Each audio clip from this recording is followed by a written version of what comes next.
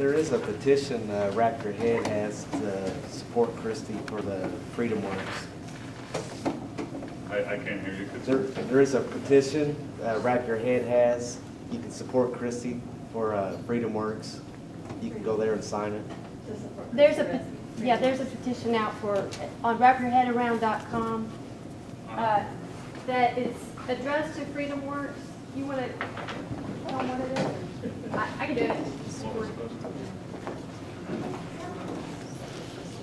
Oh yeah, about that?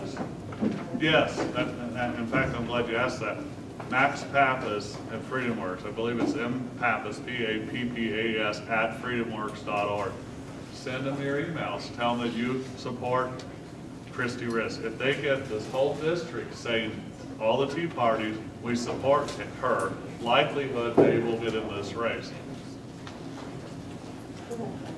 So that's how you do it. They work with the Tea Party. They don't work with an independent person. They work with who the Tea Party's supporting because they have limited resources. They want the odds of winning to be in their favor because they have an agenda that's to save the country too. But if you get everyone in all these counties in your district sent and their Tea Party people saying we support them, Christie, it increases the chance that they will get into this race. And I would encourage all of you to send him your email individually saying you support Christie and you want them to support. And then if you go on wrapyourheadaround.com, we have a petition that will go to FreedomWorks also that you can add your name just so as their email gets filled up with tons of people saying we want Christie, they also get a petition that's got a whole long list of names. So do both. Flood it and let them know where you stand. Just go to wrapyourheadaround.com, sign the petition. It's your name and email. I think that's it. And that's all you got to do. What do you think about the bank bailouts as public policy and whether or not it creates moral hazard? And then secondly, what do you think about a lot of these presidential front-runner candidates that are flip-flopping on the issue? They at the time they said, well, we don't like it, but we would have voted for it, or they say, well, I don't like it, but I would have voted for it, and it was administered badly. In other words, can you administer a bank bailout well? I'm not an expert on that, but the debt ceiling vote provided a lot of cover for the banks, frankly, because if the country had defaulted, it would expose some of these deals that they've done. So yeah, that's a problem.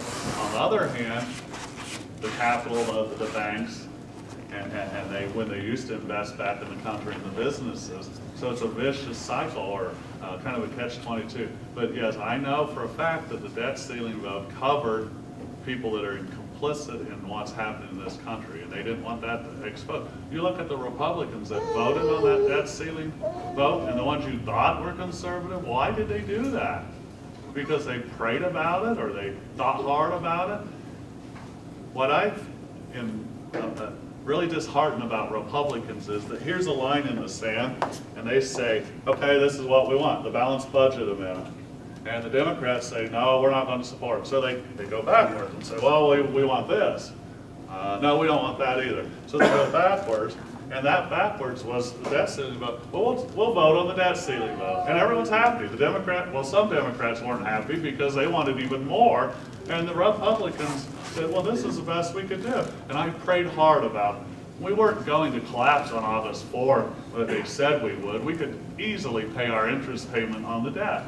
They lied to us. They were covering, so they're friends and so forth. I mean, these guys are so entangled that, yeah, we need to vote most of them out. But I was disappointed with some of the guys that voted for it. Now, I am proud to say my congressman voted against it. Dick Lugar voted for it. So anyone who else voted for it, they're on the same side as Dick Lugar, at least in that case. So that's a problem. Well, what about TARP, though? The bank bailouts, TARP. I don't think they should have been done. I think, this is my opinion, in September of 2008, the timing of all that collapse, that's how we got Obama. That's how we got Obama. I think it was pushed at that time. That doesn't mean some of the banks weren't in trouble, but it was pushed by those supporting Obama, whether they were domestic or foreign. As far as presidential candidates, I don't know. But I do want to know one thing. When the media and the GOP, national GOP, want Mitt Romney, that's why you should vote for him. He's not been vetted. Everyone else is being drugged through the ringer, but they don't ask Mitt Romney one hard question. Of course, they didn't ask Barack Obama either. If you remember, the media wanted John McCain. Why? Because he's a maverick. A maverick meaning he works with them. And what did we get? Barack Obama. So I was behind Kane for a while. I don't know. I can't tell you. None of the above. But none of the above not going to beat Obama. So I know you're a Ron Paul fan. I don't know. I don't know if he's electable. I like what he says, but I can tell you when I was in Israel, the Israelis were for Michelle Bachmann for whatever worth that is worth. But it's difficult. But the TARP shouldn't have done it. Let them fail. Who's going to bail me out if my business fails? I'm not getting a bailout. Competition's a good thing, and in a free market capitalistic society, when you fail, someone else comes in, and that's how it works. You don't reward losers. The market rewards winners, not losers. And we've all failed at something. That's fine. You guys said it earlier. It's what makes this a great country. But to give everybody, all those guys on Occupy Wall Street, something because they haven't worked, that's socialism. We're all equal. Well, here's one thing, and I'll leave it at this. Several years ago in high school, my daughter, my oldest child, said, "Dad, I had this thing in government class, and it was really hard." And now, this was before I was in the Tea Party. And I've been vocal in my politics, but the assignment was, and I remember 30 years early, I had the same assignment in my high school. Is it fair, and they told this to juniors in high school, is it fair that this guy works really, really hard, but he makes, say, $20,000 an hour? And this guy over here working really hard, and he's a doctor, and he's making $400,000 a year. Is that fair? Well, the class talked about it, and they decided it wasn't fair. They all should be equal. One person challenged the teacher on that, and that was my daughter, and she said, "Okay, no, that is fair, because if I study really hard for this test today, and you're a pothead, and you don't pay attention to class, and you didn't, and you get an F, and I get an A, and we're going to average it to C, I've got a problem with that." All of a sudden, the whole class started turning, and that's how you answer those loaded questions. So there is hope. We got to keep showing it. Those guys on Occupy, they're babies. They've never, ever been challenged. They want something for nothing. That's all there is to it. But couldn't we join with them on, corporate welfare, for example? They want anarchy. So no, I will not join forces with them, ever. I mean, a particular issue. I mean, you're probably against corporate welfare, aren't you? What's corporate welfare? The bank bailouts would be one. Pardon? The bank bailouts, TARP would be one. Well, bank bailouts and corporate welfare are two different. Corporate, that's implying that all corporations are bad. And one gentleman said, no, I mean, hey, I had gasoline in my vehicle today, so I didn't have to walk to Owen County. No, they're not all bad. They're vilifying or scapegoating everybody, free market capitalists. That's not bad. I'll live in this country rather than Russia or Cuba or China any day by choice.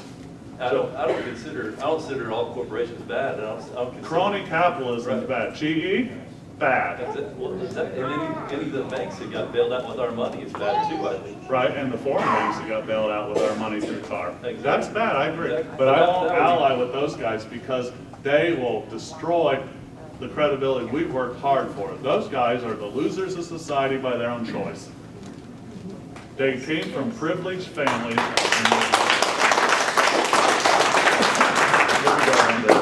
I got one more job for you. Sure. By the way, GE, I get a pension from them. I know, they're in bed with. They absolutely are. We don't buy GE light bulbs. Well, and if you could buy the incandescent light bulb, I wouldn't buy it from GE, but that's gone too. Yeah. And one of them, Congressman Fred Upton, the Republican on the super committee, he's the guy why we don't have incandescent light bulbs anymore. A Republican did that. Yeah. So you see what we're facing. Come on, join me on the stage. Sure.